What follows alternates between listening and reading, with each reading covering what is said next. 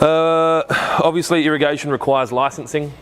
I don't know how it falls with you guys, if any of you have got cold water plumbing licenses at all. Nothing. And I don't know how much work you're actually doing that might require licensing. So fixing 19 and 13 mil poly blowouts and that, it's not an issue. I'd say repairing a diaphragm and a solenoid valve that's after a master valve is not an issue.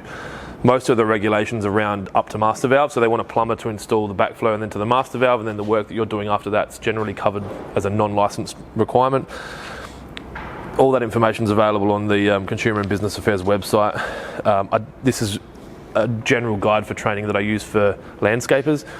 It's not overly relevant to you, but if you did want to get licensing for anything and you were struggling, there's a guy called Trade SA who does licensing help, so you can pay him and he'll help you. But backflow is a requirement. Obviously, you'd see them all over your council area and you'd be more across it than most people that we deal with, but backflow stops what you're doing affecting what other people are doing. Some of you are probably old enough to remember when subsurface irrigation was all the rage, and sad to think, yeah, we are that old now.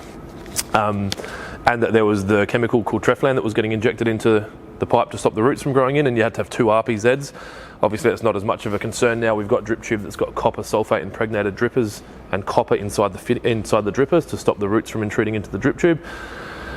The chemicals really aren't being used anymore, and in Europe they're banned, so I'm assuming it's only going to be a matter of time before we get to that point. But with recycled water, open space, fertilizers, herbicides, everything that you guys are adding to your sports fields, if there is a blowout and it sucks back through the valves, it can go back into the drinking water supply, so backflow is important.